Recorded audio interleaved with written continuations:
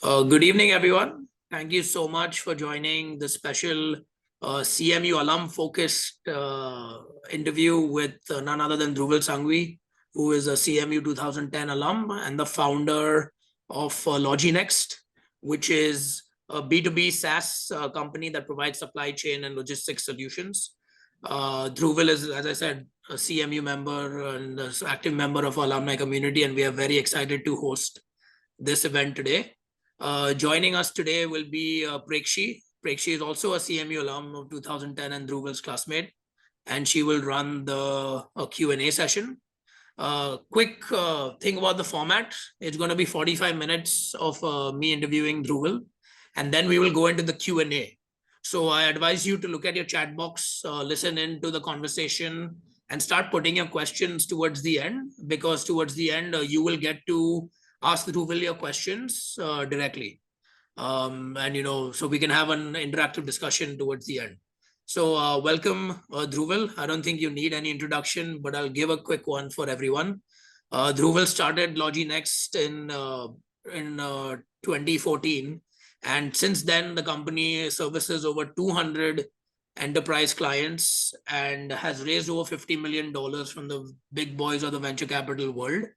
Dhruvil had a very traditional path, engineering to masters to getting a job at Deloitte, but then took a very non-traditional path in the world of startup and entrepreneurship India in 2013, 2014, when it wasn't as cool as it is right now to move back and start something.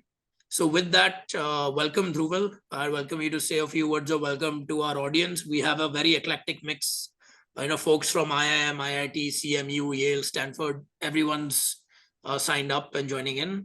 So a few words of welcome from you for our audience, and then we'll get started. Sure, absolutely. First of all, thanks for having me, Asha. I think you're doing a great job at keeping the alumni together. I think there's a big need for CMU alum, especially to kind of be more active and more expressive, because there's just so much richness in people's background. So thank you for all the work and initiative. Thanks, Prekshi, for having me as well. Everyone, I think Asha already introduced me, but just to add to that, it's been more than 8 years of building startups. For me, LogiNext now is truly a global organization from the client perspective. 98% of our revenue comes from outside India, which is usually the lesser known fact about us. Over the last 8 years, I've seen different kinds of I've had different kinds of experiences in terms of building and scaling the business, and a lot of things kind of goes back to my CMU days, and I kind of keep linking it back to my background. So open to sharing and making it more interactive. I know Asha has a few questions prepared for me, but would welcome any other question that you have around my journey, about how I started, or anything before or after that as well. Great, and that's in line with our topic, Dhruvil, which is really focused on the founder's journey. The world of startups is quite glamorized these days, but want to understand, this conversation would be around the ground realities, the really the successes and the crazy amount of failures that come in with starting a startup. I'm going through the process right now, not only of running a small company bootstrap, but also now raising funds. So I'm also, I feel the pain as well. So it's good for me to learn. So we'll keep this interactive, we'll keep this free flowing, and for the audience, Dhruvil, the good part about interviewing founders is that they have no filter, and there's nothing that they can't talk about and don't want to talk about. So we'll keep the questions as authentic and free flowing as possible. So Dhruvil, jumping in before we jump into LogiNext and the VC and your startup ecosystem, you graduated CMU, got a job at Deloitte. Traditional kind of path would have been to stay on there, climb up the corporate ladder. What in 2013 or 2014 prompted you to start LogiNext? And I'm asking this question with the point of view of what is the gap you saw in the Indian market or the logistics and supply chain market that made you take that leap from a corporate job into the startup world? Sure. So I remember in 2011 is when I graduated, right, from CMU, and at that time, this whole AI, machine learning was still a buzzword. It's still a buzzword to a great extent, even after 12 years from that point. but it sounded very exciting. So I wanted to get a job into an area which exposes me towards the business world in terms of how I can kind of apply the technologies that I know and how I can kind of make it commercially available. So that was my first job at Deloitte, which allowed me to, advise some of the largest organizations with the use of data at that. And AI and ML was still not very mainstream in terms of technologies, but that's something I wanted to kind of keep trying out. At Deloitte, I coincidentally got alignment with e-commerce and retail as the industry. So over from 2011 to 2014 end, over those 3.5 years, I got exposed to working with some of the brands like Home Shop Network, Walmart, Sears. These were some of my customers, and at that time, all of these guys were thinking about e-commerce, 5-day delivery or home deliveries. There was no 10 minutes same day or next delivery concept at that time, but they were all these large brands were figuring out what to do about home deliveries, especially because Amazon had filed their first profitable quarters in a quarter in public markets in 2011. I remember that was the big noise. Before that, Amazon used to be considered as a bubble, and e-commerce will not stay around, and those were the thoughts at that point in time. Yeah. I was a part of some of these consulting and advisory engagements, and that's when I learned that most of these brands are figuring out, and they ultimately want to have two parts of the puzzle solved. One, which is a e-commerce front end, which is where they can list their catalog and price it and showcase their products, which customers can come and buy. And second was the whole fulfillment and delivery part. For the commerce part, there were a lot of solutions available, but for the fulfillment part, there was a gap in the market.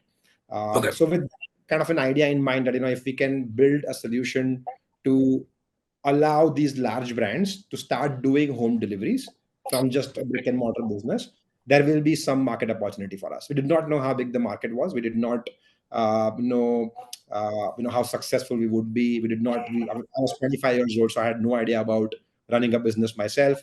But I had this knack that if I take a plunge, this would be the right time. Especially age was on my side. Like the younger you are, the lesser you have to lose when you take the plunge. So I think that kind of worked out as well. And 2015 is when I moved back to India. Coincidentally, it was the inflection point for India as well, right? Where cloud technologies, startups, venture capital were not new to India, but they were also becoming big in India at that time, right? So it was much easier to raise funds. It was much easier to get highlighted, especially being somebody with somewhat of a pedigree, somebody who can story tell a little bit, has a decent thesis in terms of what works, what doesn't work. So I think the timing worked out, and then we got initial capital, which got us off the ground.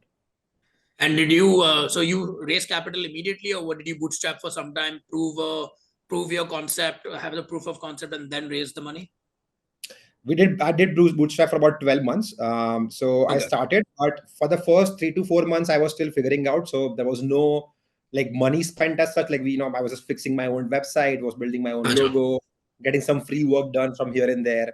I remember at that time, I had registered the company in US first because I was still in US at that point. I had left my job, but I realized that you cannot leave your job on H1 visa in US, and you cannot just be there, right? So in the third month, I realized, oh my God, I'm bordering that. I'm very close to being an illegal immigrant in the US. So I had to come back to India. And at that time, I kind of hired a couple of initial contractors to develop the basic product. Had the very first sales/marketing, like an intern in the 7th or 8th month of the journey. And I got into this incubator, which was offered by Microsoft Ventures and Reliance, which is the largest corporation of India. And they were looking to back startups and help them and whatnot. So that happened towards the 8th, 9th month. Towards the 7th month, I had a few term sheets to kind of pick one from, and exactly at the end of 1 year, which is exactly also was coincidentally the time where I was running out of money. We had about $100,000 saved from our previous experience, and that money was just running out. At that time, we got a check of about $500,000, and that was very helpful and right on time. Okay. So see, that's good to know, because normally, a lot of founders that I talk to, just because in the ecosystem, they, look at capital first, but, building your thesis, proving a concept, and then going out to raise money, that, could work better for the founders. I believe, I'll tell you the reason behind that is that the cost of capital over last decade is just reducing over the years, right? That means it's much more and more easier to raise money in private markets, because there are so many funds and even angel investors who have had some success in the past. So Yeah. they know that double down on this market of seeding the startups, giving the angel money. That's number one reason. And number two, I think there's good amount of mentorship and maturity in people also, right? So what used to take 12 months to do 8 years ago can be Correct. achieved from a development and growth perspective in like 3 to 4 months itself. So even the Right. cycles of growth are becoming faster. And at the Right. same time, outside of raising money before you quit your job, is that you are never a true entrepreneur, right? Because you're never bootstrapped, you're never seen $0 in your bank account, and that's a Yeah. very that's a risk as well, because you're used to seeing capital, you're used to Yeah. taking more risks with capital than actually Correct. becoming capital efficient. And of course, over the last 2 years, we have seen some examples publicly Yeah. there as well. Yeah, and that's a good point you make, that normally if someone's used to a salary and used to having capital in the bank. So what was your for me, like I was similar to you. I did undergrad. I was at Deloitte Consulting for 3.5 years, then got my MBA, and then came back, and I had a very kind of linear path.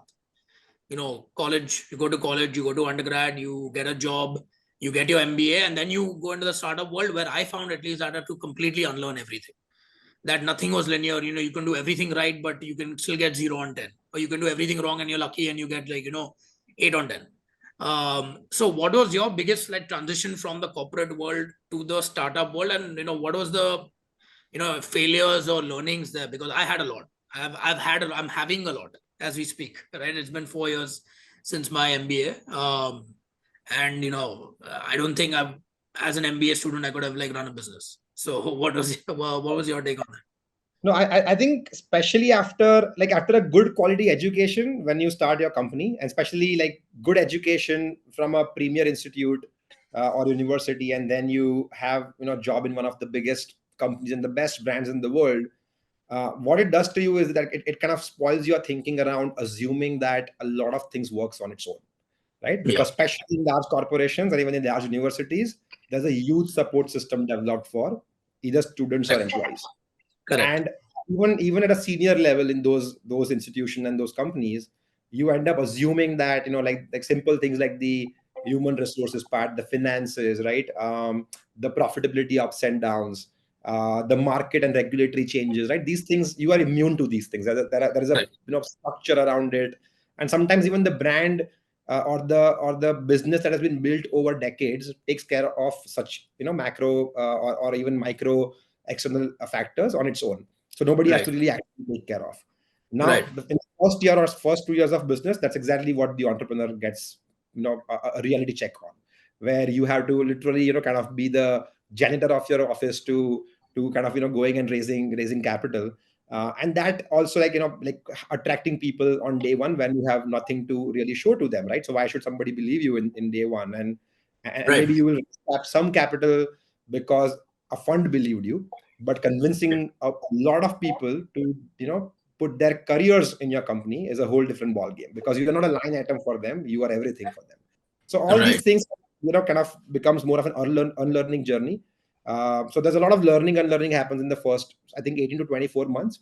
Usually I've Yeah. seen that in the first 24 months most founders learn this art of navigating the stress, navigating the ups and downs part of it, so you kind of develop a thick skin.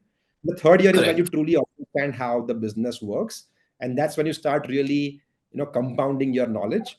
That's when you start, and by that time you have invested enough in your product, in your somewhat of a local brand. You have managed to convince maybe a 5 or 10 people to work for you. Maybe you raise some friends and family money to deploy and kind of create some Yeah. value out. And then in the third year you start having like real quality customer base. Could be retail customers who are like really sticky customer, where they are coming back to your product or your service offering, Right. or businesses which are now finally relying on your software to run their business. And Right. that's when those things starts to make sense, and then the job becomes much easier after that. Okay. Yeah. See, I mean, this is good learning for me also, because I moved back in 2019, and the end of 2019, and in 3-4 months there was COVID. So there was 2 years of full lockdown, trial by fire. You have to, everything has changed. So that was a huge wake up call for me. So I found it helpful to talk to other founders and people going through the same. Because I realized that if you're not if you don't run a company, I don't think anyone else can understand fully what you go through. Maintaining cash flow or making salaries or payroll. Those learnings. So it's. And I think last 3 years also have been very different for because of this whole pandemic and the new normal and whatnot, right? I think because we're living in a very fickle world where even some Yeah. of the technological trends change very, very fast. The information exchange is so super, so lightning fast that it sometimes makes or breaks systems, industries, and whatnot, right? Like over the last 3.5 years, we have seen, first of all, pandemic and the whole work from home trend Yeah. came back to normal at the end of the day to where it was earlier, right? Before pandemic. Number two, we saw this whole cryptocurrency and blockchain hype. Yeah. In last 12 months, we are seeing the whole AI and generative AI and whatnot hype. AI has always been there, Yeah. but there's a huge sudden hype around the LLMs and whatnot. And that there are smaller crises like the war going on in some part of the world, Yeah. a bank crashing in some part of the world, right? So it's just every quarter the entrepreneur's job is kind of becoming very different than what it yeah. Like I have invested in one of the companies, which is a fintech, app based out of India, and the regulatory changes in India are becoming more faster and faster, especially around fintech, right? So if you're building a Right. fintech in the last 18 months in India, it's a nightmare of a of a job to founders, because there is no way you can predict what's going to happen next, right? Correct. Even like recently, even for scaled businesses, right? Like in last 3 months, we have seen tax regulations changing overnight, and even a Right. scaled business suddenly becomes doubtful, and sometimes becomes stressful in terms of how do you manage those tax notices and whatnot. So it's a tough Right. job, and I think last 3 years, while capital is becoming easier to raise, the operating of a business is becoming more and more difficult to do. Right. Right. Absolutely. Because you're right. I mean, my personal example, we are in agriculture and, exporting of grapes. Suddenly the Suez Canal was blocked, for example, by that ship. And Yeah. freight costs went from 2000 USD to 7,500 USD. So your unit economics are out of the window, right? So, and yeah, so it's good to, I think agility and being able to adapt is extremely critical for a founder. And before we move into LogiNext and India and your enterprise clients, so what is one thing you say as an entrepreneur to handle failure and rejection? you know I used to be a relatively good student, around A minus A, and when I had my first few rejections, it was like crazy, like you do everything right and then you still fail. So what is it that you do, or personal experience, how do you handle failure and rejection? I think so first of all, it's a part of life. I mean, I've never met an entrepreneur at any scale, right? Like recently starting up, or it's been 5 years in the journey, or maybe 10, 15 years and running a large business, or running a mid-sized business over decades, right? Yeah. Ups and downs are part of life. I think how to become more resilient, what I have found very helpful for myself, is to surround yourself with the people who are in a similar boat, right? So as you said, right, Yeah. like there are tons of founder communities, there are tons of events that you can go to. Even especially in Indian kind of ecosystem, most founders are very friendly, right? Even if you send them a cold email, like Correct. direct email, or you get introduced via some other founder, or you send them a cold reach out on LinkedIn also, right? It kind of, or Twitter, Yep. right? People respond very, very quickly. It's actually very surprisingly quick on how quickly these guys Yeah. are kind of, right? So that's one thing. Number two is to also surround yourself with people or mentors, right? Like for example, I remember in 2015, I had hit that point where I used to, like, every quarter I've hit that point once at least, where I would just almost cry by myself. Right? It became so tough, and I would feel like just giving up, and I would feel like moving to India or starting up was the biggest wrong decision made in life. So self Right. doubt is right, and most founders are super ambitious, so you end up keeping the goals way too high for yourself, and then Yeah. and most often than not, you don't end up meeting them, especially in the first few quarters or first few years.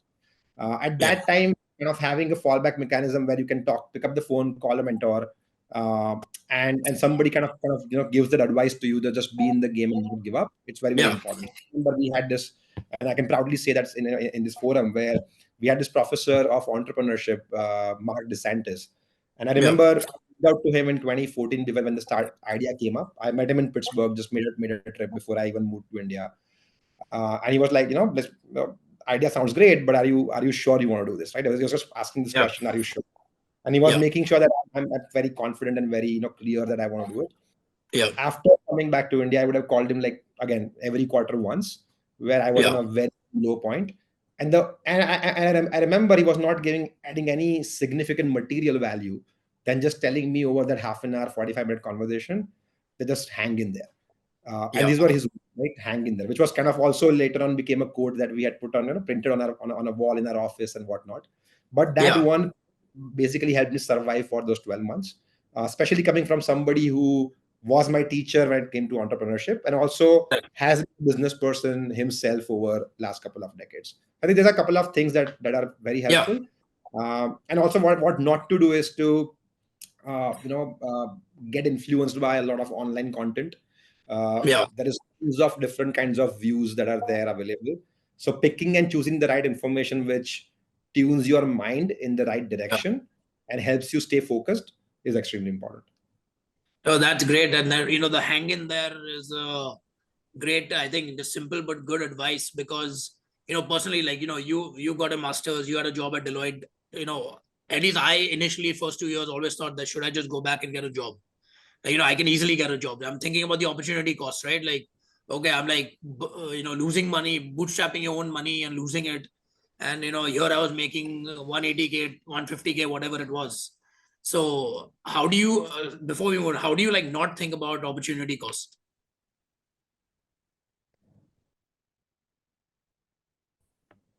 I think, hold on one second. I think I lost your audio for a last 5 seconds. Can you hear me now? Yeah, I can hear you.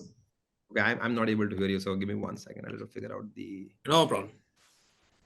Okay, I'm back on. Okay, you are? Yes. Sorry, can you repeat the last 10 seconds, please? Yeah, so what I was saying, is it hard to not think about opportunity cost? Because, initially I was always thinking about like, I could have easily got a job, been comfortable, like, don't want to deal with the stress. And if you're if you don't have any other option, then, go for it. If you see the top billionaires in India, they've not gone to any fancy schools. The top 10 have not gone to any fancy school. So they probably just had to hang in there. But if you have an option, how do you kind of avoid that? And that's a great point, right? I think rule number one I tell to a lot of founders who are actually not founders, who are professionals who are looking to be founders, because a lot of, especially like in the CMU community or any other community, people who know me, who have worked with me in the past, when they have this knack of starting up or taking the plunge, they always kind of just want to get a couple of bits of advice, right? And the number one advice I tell people is that if you have a plan B, your plan A will not work. So the number one thing is to make sure that you do not think about plan B. And we are all seasoned enough to have a plan B or to actively think about it. So that's number one. I remember, like recently I was talking to a fellow classmate from CMU who was looking to start up, and then I was suggesting that person to kind of like and same like US to India story. They want to kind of come back to India and whatnot.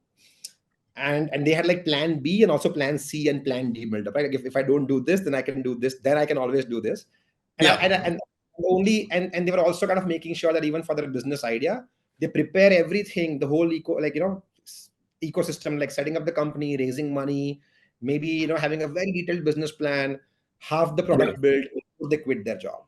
And they've been doing it for like 18 months, but they were not able to quit the job.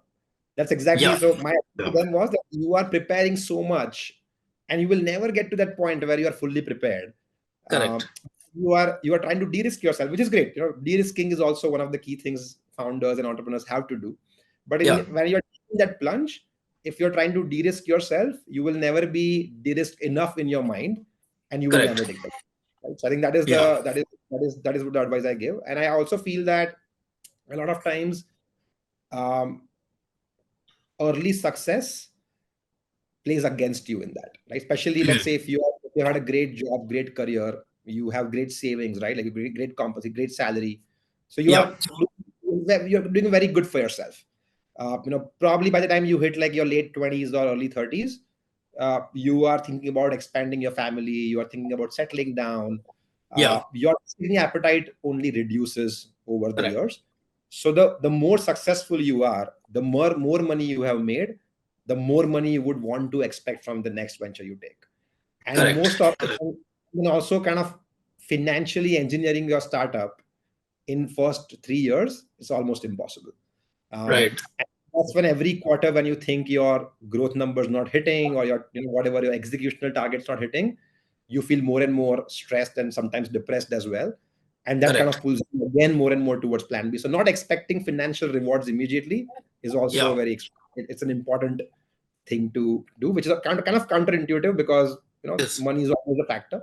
But preparing yourself for not having any liquidity whatsoever for at least 3 years is an Yeah. extremely important piece of the puzzle. Yeah. And then, this reminds me of the Batman movie with Christian Bale and Dark Knight Rises, where he, tries to jump off the well with that rope around him all the time, and he continuously fails. When he takes off the rope, that's when he kind of jumps out. So I keep on, That's the right analogy. That's the right analogy. yeah. So yeah, that's great advice, on the founder's journey and everything else. So let's move a little more into LogiNext and the India story. Your stat, I did not know that 98% of your revenue comes from outside India. I was going to say that I was hosting Vineet Agarwal of Transport Corporation of India, in one of India's largest logistics players, and he said 90% of India's market is unorganized. The logistics market and supply chain market is unorganized. Only 10% or maybe less than that is organized. So when you were looking at providing enterprise solutions for Indian clients versus the US clients, how did you kind of like target your customer base, and what lessons in customer segmentation and targeting would you infer from that? Sure, that's a great question. So on day one, the first sale was made. That first sale was made to a local Indian company, and I think that's Yeah. usually the way to go, right? Like, you would always want to find the initial customers in your local geography. Like, you may Yeah. have your industry focus, you may have your cohort, like some vertical or a cohort that you may want to start with, but you would always want to first begin with as small of a geography as you can. And that Right. usually is surrounding your office or where you are based out of personally, right? So that's Right. number one. I've seen a lot of founders these days also want to, like, they're based in one location, but they would target some totally different market, because that Yeah. market looks the most optimized and the largest one, or the easiest to get to. But that's for your particular startup, that becomes the most difficult thing to do. So that's number Correct. one suggestion I would give. The second thing, how we did it at LogiNext was, while we started selling in India, I quickly realized that the pricing was a big issue, right? And India is a very Right. price sensitive for anything, especially for enterprise software, which is one of the most expensive purchases a company or an enterprise can do, Right. because software are inherently high gross margin businesses. That means Yeah. you're paying a lot of extra margin to this vendor or service provider to give you the software. At the same Correct. time, you can't build it yourself, because otherwise you have to invest that millions of dollars to really build the software and take the chance it may or may not work, or it will Yeah. take a lot of time in the first place, right? So there's a lot of friction that way, where most enterprises don't want to invest a lot, or pay a lot to an enterprise software business. And that's why, if Right. you see most of the software companies, right, they have less than 10% revenue coming from India at scale. And this is something I Mm. famously like this. Like, look at any kind of tech businesses, right? Any software business, or even any hardware business for that matter, any tech business across the world at scale, there is not a single business which would have more than 10% revenue coming from India. And Interesting. for the Indian startups themselves, which are focusing on the consumer businesses of India. Yeah. Yeah. And second is, at least 50% or more revenue would be coming from the US. Again, this applies to any category of software at scale. Yeah. And that, I think, that is something that this is the fact that I stumbled upon in 2016-17. And we were also Yeah. struggling at that time to maintain our growth rate, because we had raised a lot of money early on, but we were not Right. able to keep up with the growth to match Growth. that valuation. Yeah. And we realized that we had, receivables issues in India, we had pricing issue in India. And India, being the unorganized market, was actually the opportunity, right? Because we could add a lot more value, but the Correct. sheer numbers were small. And that's exactly when we decided to kind of branch out and go back to our Yeah. original vision of selling into the US. Opened up the website gateway to the whole world for accepting signups, and we Yeah. realized that surprisingly, we were getting good demands. And that Right. was the point of pivot where we kind of realized that we should have gone outside India sooner than later. Right. And it happened in early 2018. So fast forward almost 5.5 years, we still kind of sell outside India. We in 2019 we stopped selling in India. So this 2% revenue comes from customers who are our old customers who are still Okay. continue to stay with us, and the revenue Interesting. just keeps on shrinking while the other geographies keep on growing at a faster rate. So that's interesting. The price sensitivity in India, 100% agreed. Because when I was interviewing Kunal Shah of Cred, he said that only 1% of households is my market. Like you can give me all these numbers to VCs that 1.4 billion people, but actually the propensity to spend is concentrated in a very few. So Uber also, the daily active users are super high in India, but ARPU, your average revenue per user, is probably much higher in the US Correct. versus India. And we had the same. So our ARPU currently in India, Indian customer pays us, let's say, X dollars per license. A US same customer pays us 15 times more. So our ARPU is 15 almost times. 15 times more. So for most software businesses, it is either a 3 times or 4 times gap. Most of our users are blue collar workers where the wage gaps is even higher. And plus India Okay. also is in a very much on a, as we all call it conveniently, the jugaad model, right? So there's so much of general human-led efficiencies created already that like avoiding that and going to a process and thinking about larger scale is something that most Indian companies don't, practically think about it. And for the right reason, because even their customers don't pay them so much for them to think 5 years ahead of the game and stuff like that, right? So this 15x difference. That's why, if you like to add one customer in US, we have to add 15 customers in India to keep up with that speed. Wow. Okay. Yeah, then that's a great insight. Because do you see that changing over the years, or you are like, it's still where it is since we started in 8 years, right? So is that any Still the change? same. Still the same. I feel sad to say it, but that's the fact. In fact, for most SaaS entrepreneurs, for more B2B entrepreneurs, I always suggest them to kind of spin out of India as quickly as they can. Also, for a lot of consumer tech businesses, right? There are very few consumer tech businesses which are built in India, scaled in India, even stagnated.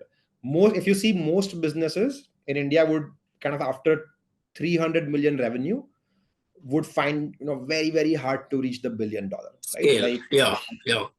there are literally like 5 or 10 consumer tech companies built over last decade or more who are getting close to hitting $1 billion revenue. This is again talking about tech.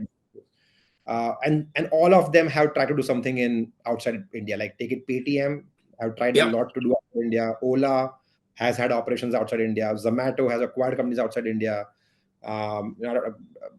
I think Delivery has tried to do that also. The other names also I'm forgetting right now, but a lot of companies are trying to branch outside India. Like I saw a commercial in US last week on Urban Company, so Urban Clap. I was surprised when I saw a TV commercial of Urban Company in US, and which goes off, right? Like so that means they're trying to enter that home servicing market in the US as well. Oyo has done that as well, right? So very natural evolution for most businesses in India.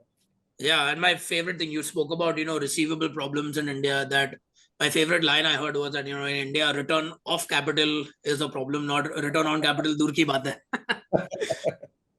So, and again, I face that again in the agri industry. We work with dealers, farmers on the ground level, and there's a cost of sales and then there's a cost of recovery also. You have to bake that into your pricing. Otherwise, you're screwed. One interesting point you mentioned, talking about, 5 or 10, you get, you raise some money and then look at growth. So as a founder, how do you balance your investor expectations to your product, core product development? Because, from my experience, initially when it's with your own money, you're focusing on sales and your product. Once the investors come in, it's all about growth. So how do you maintain that, equilibrium or balance between, growth at all costs sometimes versus, the sanctity of your product, or, the quality of your product, and not spreading yourself too thin? Right. No, I think, and this is something I always tell, right?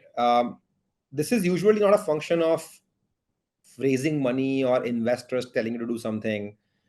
At least from my personal experience and all the other founders that I would have spoken to, I don't think there's any a single one who says that, you know what, my board calls me every month or my investor calls me Yeah. every other week and tells me, hey, you know, are you growing or not, or you should grow at any cost.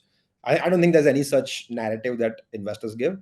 It's Okay. largely a media narrative, especially like more in India than outside. Like I've rarely read such growth at any cost kind of, you know, narratives coming from investors in media outside India.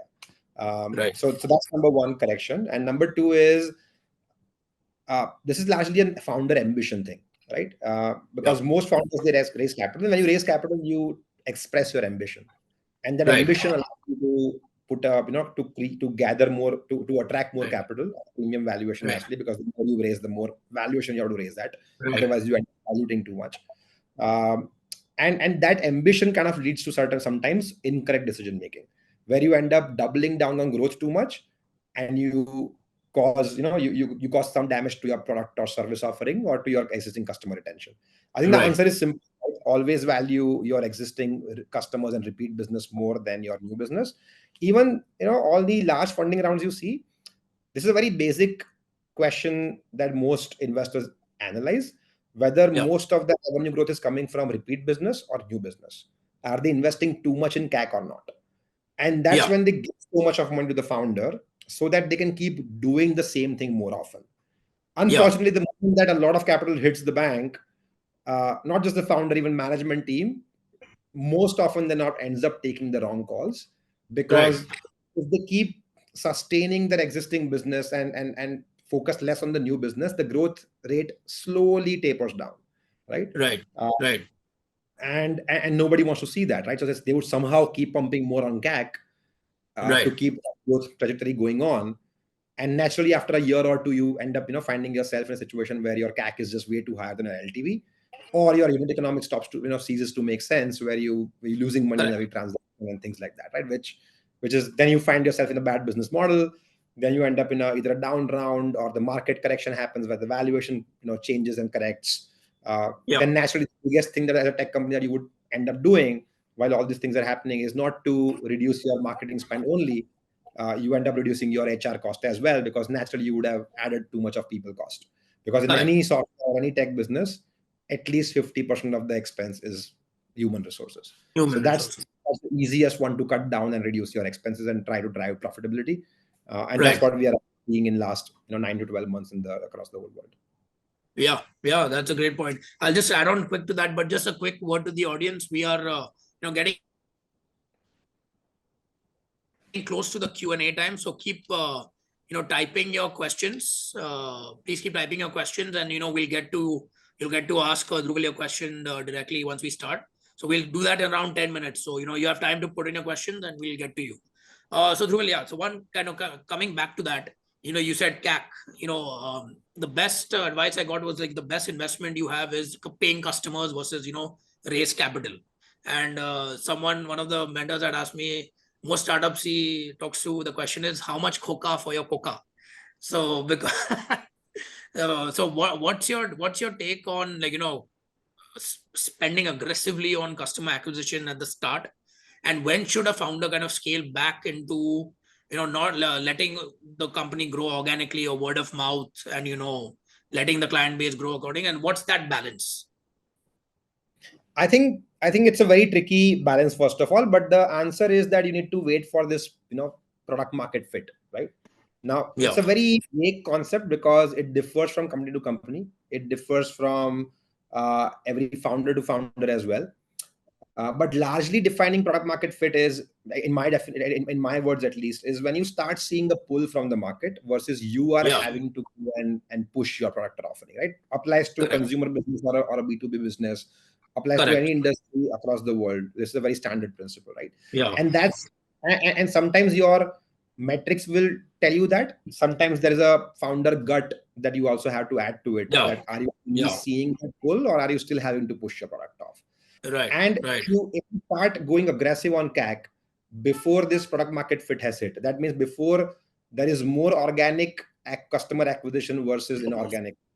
If you Right. end up doing that, like if you, let's say if you end up running ads, or you end up running discounts or promotions, or, I don't know, there are tons of different ways to, to acquire customers inorganically in today's world.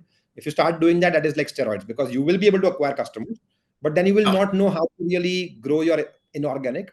And more than the founder, I've seen that the team starts to get attuned to inorganic way of growing.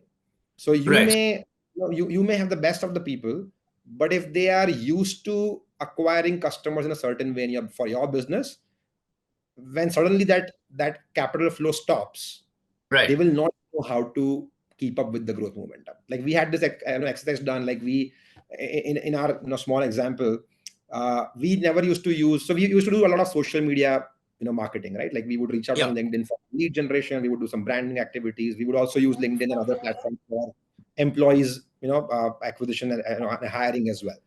We were never running ads on these platforms, we were doing it organically.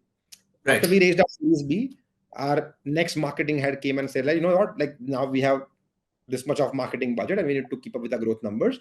So we Right. must try inorganic on social media because we are seeing great organic, acquisition from social media. And the answer Yeah. was like, let's try it out.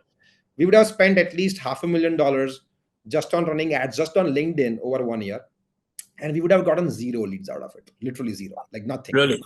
And a bad lead, it was just zero lead, no lead. Wow. But because it was just like it was increasing traffic, and we would like keep measuring traffic every month. We would not Yeah. understand how this traffic is really converting into real sales. It's like a vanity metric. So we had like crazy amount of followers, very engagement on our posts, and Yeah. all the great stuff, which makes you feel good, but there's no Yeah. ROI of it. Like at the end of the year, like this person has like nothing to show, and that Yeah. can become the biggest question, right? And then at that time, when we stopped doing it, our growth on social media was so abysmal that other team members also felt demotivated. That, maybe I'm not doing the right job, or I don't know how this game works and whatnot, right? So, Right. and you see Right. numbers falling down substantially. It took us Right. another 6 months to force ourselves to learn that art again, and then we kind of got back on track. So we lost 18 months, and the only change that happened because we raised money, right? That was otherwise it was all working Right. fine, and we were Yeah. doing the right job. And that's how I think sometimes capital spoils your habits, and then it takes away this 18 months out of your company's journey. Yeah. Those you become more efficient with your resource allocation when you have less money. And that's probably not, as you said, for a lot of capital is not always a good thing. Before we go into Q&A, you mentioned a good point about you raise a Series B, you got a marketing head who gave you a marketing budget, and then as you raise your funds, you grow your organization. So what, as LogiNext, what is your ethos behind hiring?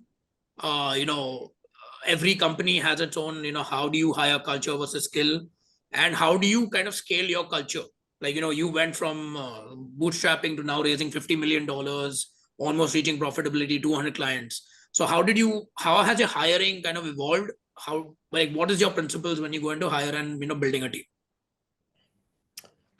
So there are many. I'm gonna share as many as I can. And sometimes we kind of, when we add too many ethos and too many, thoughts on hiring, our hiring naturally becomes slower because then you are trying to find that perfect person, Correct. that needle from the haystack. And sometimes those perfect people don't exist, right? People come, join Yeah. you, and become perfect for your environment over the time. But Correct. generally speaking, the rules that I follow is that number one, we look for people who are looking to who are truly understanding your business model, right? Like not everybody knows SaaS, but in the interviewing process, Yeah. we try to explain them, and we see how much quickly they're able to pick up what we do, and are they Right. able to make our thinking process generally at a business level or not. Number, like some of the micro criteria are we don't we usually avoid people who have changed too many jobs, right? Because and of course we don't expect people to stay with us for lifetime, Right. but lately there has been a big part of the audience where people sometimes change every 1 year or every 2 years. So we have a criteria that if somebody has like too many jumps, we just say no. Sometimes those Right. people are very good, they have their legit reasons as well, but we have burnt our hands more often than actually becoming getting success with that model. So we stay away Yeah. because we want people to go deep into one area for a sufficient long amount of time before they can kind of go to the next one. A lot of work at startups happen where you have to hustle your way out, and you have to go Yeah. deep into one area before you can truly start scaling, right? What outside world thinks is that startups are some magical element where you go in and sometimes you become successful on your own, but it's Yeah. a lot Yeah. of hard. It's a lot of depth that you need to go into. Correct. And if they are not used to going into depth anywhere else, most likely they hate going into depth here also. They find it very monotonous, and they find it that they're being pushed to go into depth without them really having a need to do it. So that's why Right. we do that. Another thing that we always follow is that we actually used to undervalue pedigree a lot, but now we value Okay. pedigree. So that's something Okay. that we have evolved on. Like in the first 5 years of hiring, we would outrightly just not value IITs, IIMs, CMU, Yeah. Stanford, Harvards at all. We would Yeah. not value if somebody has worked at Google or Freshworks Yeah. or whatever, right? But I think over the last 2 3 years, we have kind of started valuing that more because there Okay. is some that these institutions and these companies offer, and now Yeah. we are aspiring to be those larger companies, and we are not into kind of wearing multiple hats, hustling Yeah. your way out into success kind of a culture anymore. So our time has changed, and that's why now we are kind of evolving from Correct. background perspective as well. What else on the hiring side? I think we value hard work over smart work, right? People who have like chip on the shoulder, been there, done Yeah. that kind of attitude, we avoid that. We also kind of try to generally keep the general age or experience level on the lower side Okay. versus on the high side. Generally, there's no criteria around it, but that's what our general hiring process was, because we are strong believers of young people. Yeah. Most of the amazing work done at LogiNext is done by young people, nobodies, right? Who were from like usual backgrounds, but they came with a passion, they came with a Yeah. purpose, and were just fully vested into making it successful no matter what. and Yeah. and those 20% people have done 80% of the job at LogiNext. So we try to get luckier more often by hitting this 20% young people.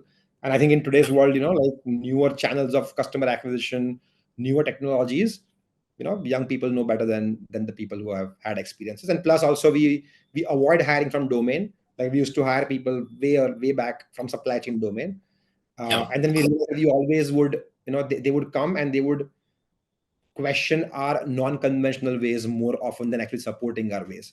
And then we realize that people from the domain have a certain way of thinking. Way of They thinking. Yeah. understand, they understand customers better, but they also get vested and married to customers' pain point too much and customers' way of doing things. And as a Right. startup, our job was to, a lot of times change the way of customers' processes and Yeah. their buying process or their operations, their deliveries and whatnot. So we hire people from not the domain so that we can have fresh thinking around our Right. development, implementations, or customer acquisition. These are some of the areas that I can share. Yeah, and that's great. I think one thing I got out of this was your hiring philosophy changes at different stages of the company. I don't think a Googler or a Facebook alum can, necessarily handle the heat when you're like, 5 people in an office. But once you're like 300 or 200, that's the time when you need them because they worked in that environment. So pedigree, kind of works. So Dhruvil, there are questions coming in. So what we'll do, we'll keep the conversation going. It's interactive. Prekshi, you've go ahead and pick who will question. I'll unmute them, and then Prekshi will run the Q&A. She'll add a comments as well. So Prekshi, over to you for the Q&A. Yeah, I'll take Nakul's question. Nakul, if you want to unmute yourself, or Ashi, you'll do it. Yeah, I'll do it. I've asked him to unmute himself.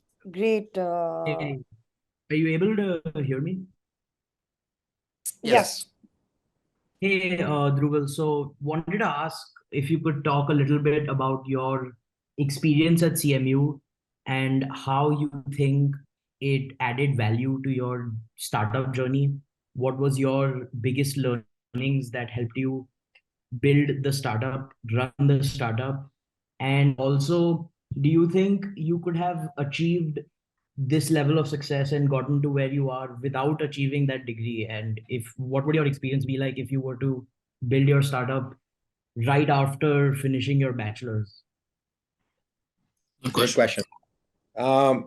So I think the simple answer is that I wouldn't have been. I wouldn't be here where I am without CMU, and not saying it because this is a CMU forum. I usually also feel that truly, because I'll tell you what CMU really adds, right, as a founder experience. Because CMU the value for me from CMU was not about the curriculum or the what exactly I was taught there, right? I think it was threefold.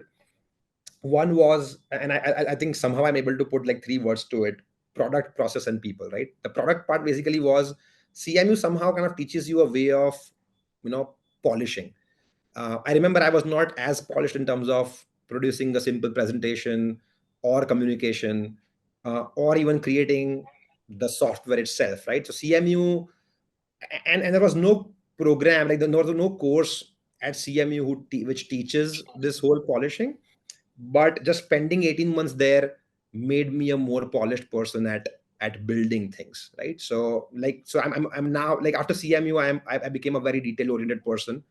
I became, I had to have my presentations, my product, my every line of code perfect. So I kind of became a perfectionist after CME. I was not that kind of a person. So that, I think, was helpful. I'm just putting it as a product kind of a category. Second is process. Somehow CMU teaches you everything in a very process driven manner. And this is more maybe with Heinz or Tepper than School of Computer Science, but I don't know. But at least that was my experience. And that was very helpful at LogiNext, still very helpful at LogiNext, because there is a certain, like everything we did from at LogiNext from day one was thinking scale. Even when we had other struggles to even go to the next step, that thinking, taking the fifth step was always in the mind. So being able to think big and design for that big scale from day one is very, very important, because then you become a process native company versus a company which somehow grew to a point and then you are trying to redefine process and do some transformation and whatnot. That actually makes people's life much easier. Dhruvil, we seem to have lost your audio. Yeah, Dhruvil, we've lost your.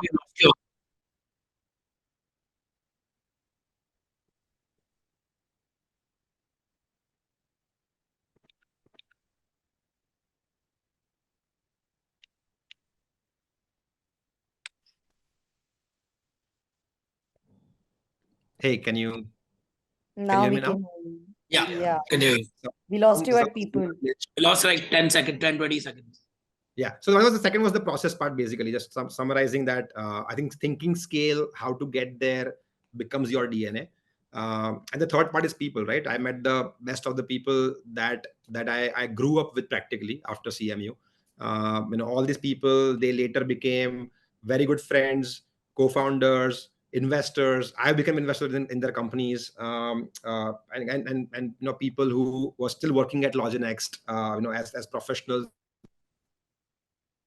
Again, lost you.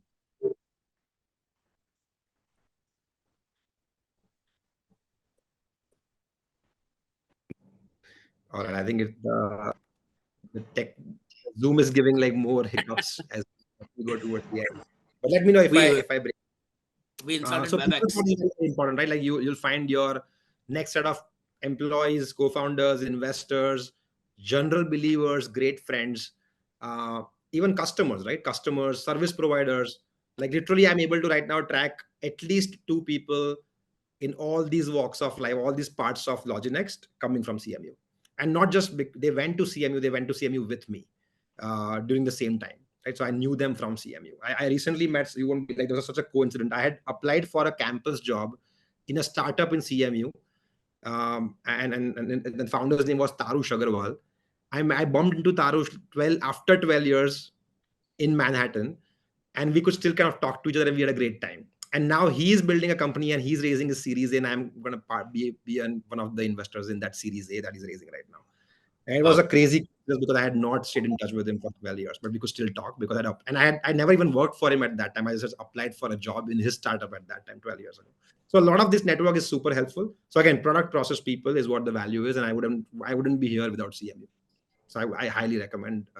I don't know if you are already a part of it or not, but if you are, I think I highly recommend making the most of it.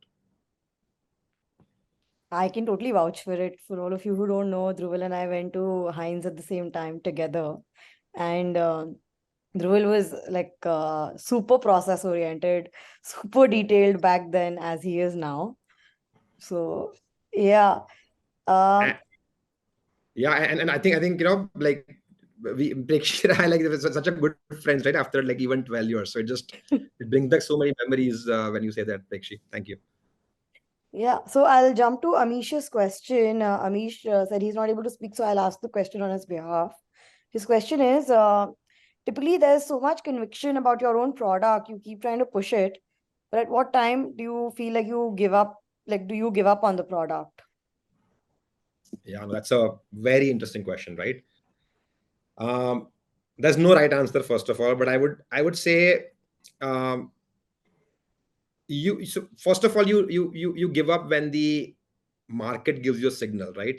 For example, sometimes you're pushing the product, but the market is not large enough for product to be sold enough, right? So for let's say we were selling a software only for one vertical within logistics, you solving a one pointed use case.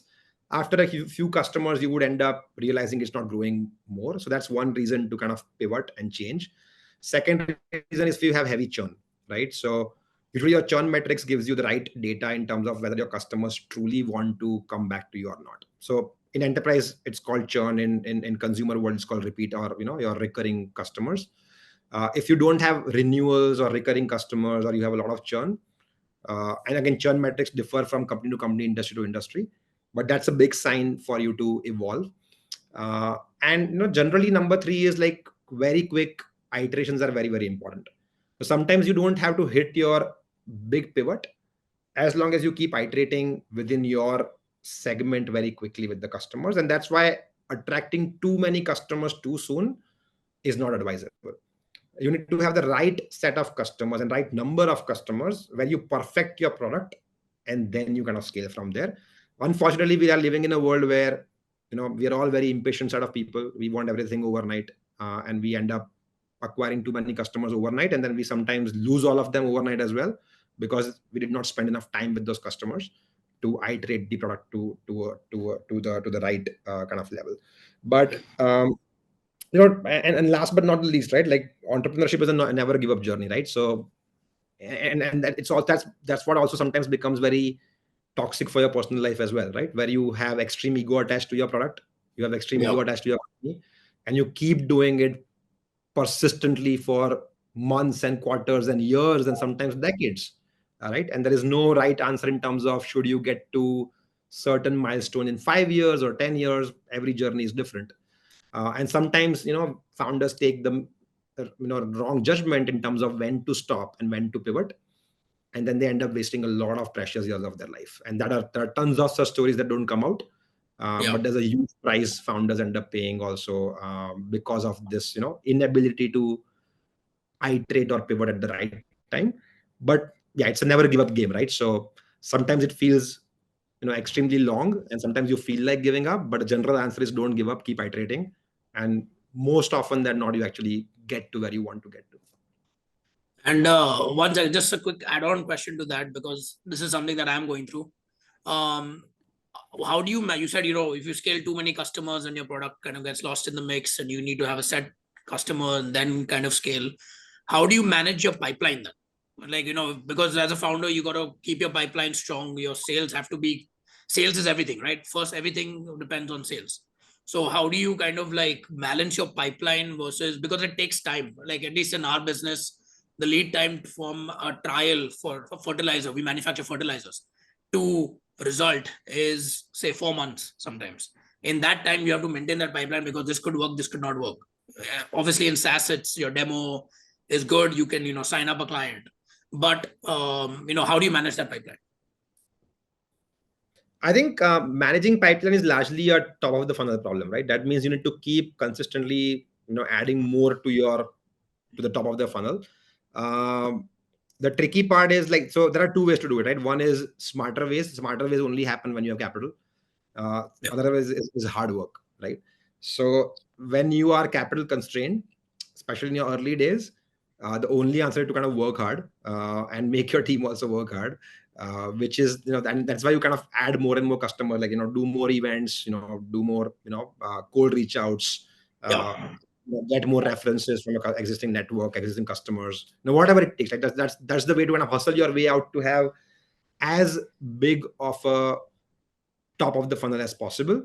The larger you keep it to an extent where you end up feeling too full on your plate, that's when you stop, and that's when you kind of have a sufficient business. But there's no shortcut to having a having a large funnel, unless you already have like good cash cow, Right. customers, and they are refueling with profits, and you can keep expanding from that point onwards. Great. Thanks. Go ahead, Brekshi. I have a question from Madhuri, but I don't think she's on Zoom. I'll go ahead and ask that because it's very interesting. I was waiting for someone to ask on generative AI, right? So Madhuri's question is she'd like to understand how you could have integrations with generative AI with applications, more from interactive visualizations, but in the logistics space, logistics global chain space. So any thoughts on that, Dhruvil? Yeah. So first of all, I'm a big believer in generative AI, right? I think generally in AI, not just generative AI. I think there's so many applications. There's so much tech already built, which is commercially not available. So we are living in a very good era where more and more such AI applications and tools will finally come to life, and will add real business value. In logistics and supply chain perspective, there are many use cases, right? Like the simplest one that at least we are experimenting with is how do you supply chain is usually like a business with multiple hands changing, right? So you have tons of carriers, tons of delivery people, tons of and when the shipment moves from point A to point B, it does not only touch one company. Multiple companies carry it by exchanging hands and then making it reach the last stage it has to reach to. What we do is that a lot of times um, uh, uh, this calculation of ETAs and which companies to use, what price to use, is something that can be predicted with a lot of information. And also the communication also can be proactive, where nobody has to go and they kind of tell that to the next party. For example, if a shipment, let's say if you are sitting in Bombay, something is coming from Delhi to you, the person who is kind of sending the shipment has to communicate a certain message to the airline carrier, and then airline carrier has to communicate to the last mile carrier, and the last mile carrier has to communicate to you, so that all of you are on the same page. I think that entire communication can happen on its own, where AI can enable it. We currently enable humans to do it on our platform, but humans don't even have a need to do it because it's a known data already. The system knows it. Still, humans keep communicating on that platform. It's like you talking to your Uber driver, and there's no need for that communication, but you still sometimes do it because of either miscalculation of the route or location or the time or maybe just general comfort, right? But all that piece can be also solved by AI. That's something we are doing in house. But there are tons of other use cases that we see across the board, across all industries, and especially within logistics also. I'm happy to speak generally if you are from the industry. I don't want to bore everybody else with logistics and supply chain, but open to speaking offline on this. Great. I'll ask you. I actually have 2, 3 questions. I know, Dhruvil, we've generally, spoken about these things, but I'd like to pick your brain on these 2, 3 topics. One is, and I saw the invite list. There are a lot of people, I'm sure, who'd be interested to, start something. So, what advice would you give to somebody who wants to venture out? How should they start thinking about it? How, what should be their considerations? And if they want to take a plunge, just like what should they be thinking about? I think the first thing to think about when you are looking to start up is to find the core reason why you want to start up. Like a lot of times, like I've lately seen that a lot of people want to start because everybody else is starting up, or that's what truly creates wealth, right? Or that's what can give them a break from their monotonous job, or whatever that might be the reason, right? So as long as the reason is very clear, and reason cannot be any of the one that I mentioned, right? Because usually those are very short-lived emotions. So first of all, I kind of figuring out that core reason, number one. Number two, I think making sure that you are financially supported. As I was saying earlier, it's very likely that you will not get any liquidity for 3 years. Even if your business becomes extremely successful overnight, you as a founder will still not make a single dollar liquid for at least 3 years. You may create wealth on paper, but not liquidity. At least 3 years. After that, you can start getting salary. The real wealth only hits after like 7-10 years at best, not before that. So that's something to keep in mind. So if you have your spouse who is financially supporting you, or if you're from a background which doesn't require financial support, that just makes it easier. Number 3 is just, being prepared to not just work hard and give more hours, but be prepared for a state where your business will consume you mentally. So even if you work lesser number of hours, or you cap your hours, or whatever you do, even outside that, you will end up just subconsciously thinking about your business. Not that because you're a workaholic person or because it's too much stress. That's what just naturally happens. Like knowingly or unknowingly, you can't control it. Either you will love it so much that you will end up thinking about it, or you will hate it so much that you will end up thinking about it all the time, right? So that's number 3. And I think most people, when the work consumes them, either they hate it, or they regret it, or their family regrets it, because family also takes a ride with them when that happens. Yeah, I think those are kind of top 3 reasons, I would say. Otherwise, I think raising capital, business plan, the more easier answer to solve is, having a solid business plan which has an understanding of market size. I've seen a lot of ideas are great to build great products, and they will be sold also, but that will never be a large business. Right. And then while the founder's ambition is to make it something large, right, but they don't know that they're actually walking a path which will never become large. It will still become a business. It will become a mid-sized business, but they will not grow beyond that point, right? So market size understanding is very, very important. Having a business plan to capture that market is very, very important. And then again, raising capital, attracting team, these are all like just more objective and structured steps you need to take as you start up. And just to quickly add that, is there like a one quality that you notice around founder, one core quality in a founder that you think you look for, or while you're investing, or that you've seen as a common trait that of a successful founder? I think again, like 2 or 3. First is resilience, right? Most successful founders are like very, very resilient. That means that they get stuck into what they do and they keep doing it until they succeed. So that's one. Number 2, I think most good founders have a strong gut. So somehow because market size calculations are very, very difficult to do when you have no data and no expertise of that domain. Most likely, I mean, even if you have something in that domain, it will be new to you still, like a lot of part of that, whatever the product or offering that you might be building, right? So having a strong gut and right understanding of taking the right next step is very, very important. And that's why you often see certain communities, especially in India or even at a global level, they end up doing better than other communities, right? It's not that they are smarter people, they just have a better over the years built into their DNA, right? So that helps. And the number 3 thing I think I would say, what some of these best founders are very good at is I think attracting talent. That's also an art, and that is very helpful over the years.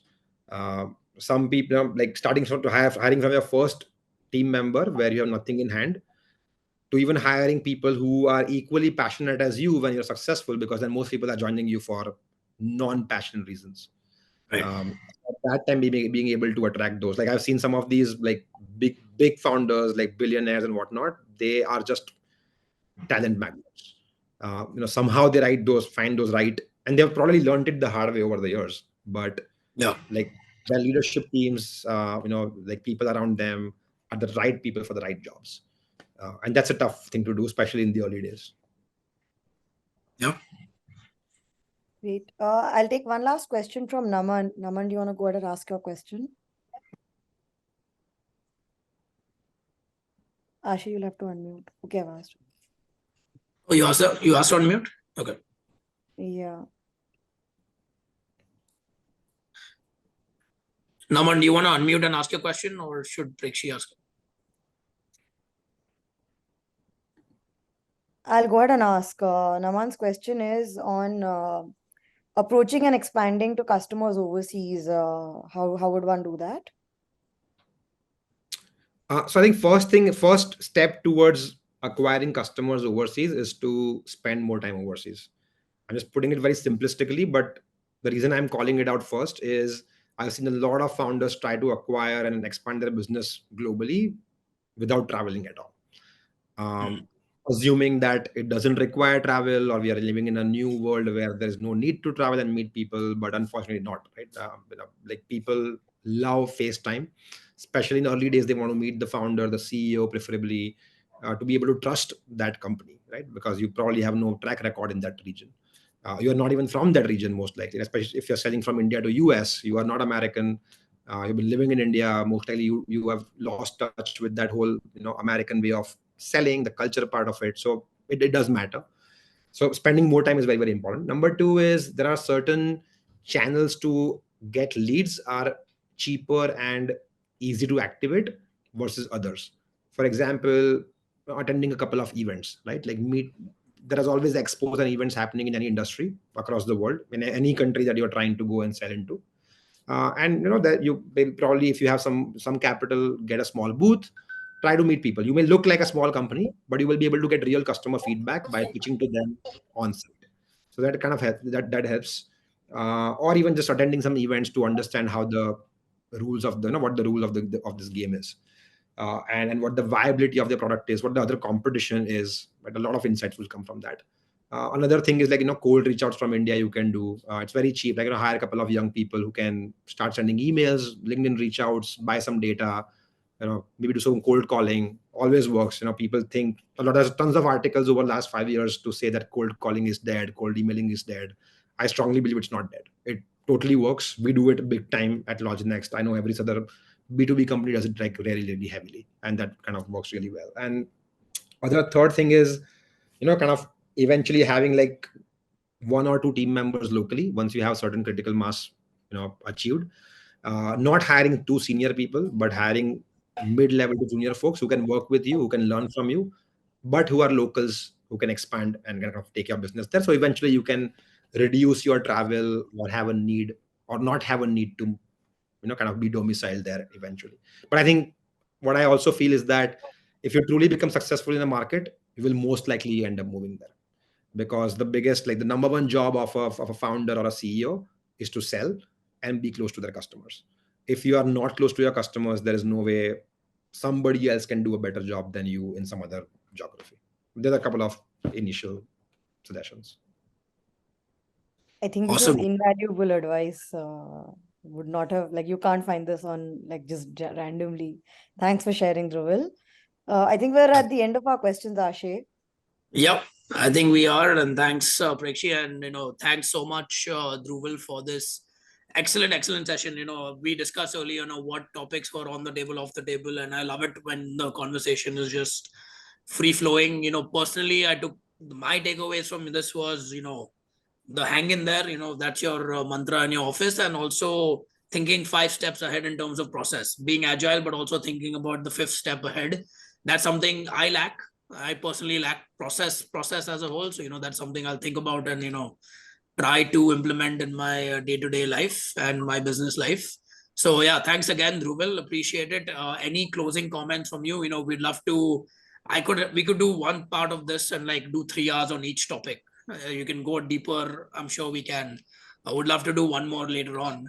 But any final words from you for our, attendees, and, something, if we can do something better No, regarding our event, anything else? nothing much. I think I'll quickly wrap up by just saying one quick line, that if the audience was more about or more interested in starting up or already has started up, I think this is the best time to run a startup. The world has never been so entrepreneurial before in the history of humankind. So I think we're living in the best times, and the next decade is also for India and Indians. So I think we're very excited. I would wish you all the best. Thank you so much for patiently listening to me, and thank you for attending. And thanks, Ashay, Prekshi, and Mimi, and everyone for keeping this this initiative active. I really appreciate that. Great. Thanks, Dhruvil. Thanks, Prekshi. We will send you the recording and send our guests all the recording and everything as well going forward. Thank you so much. Thanks for having me. Thanks so Thank much. you. Take care. Thank you, everyone. Bye. Bye-bye.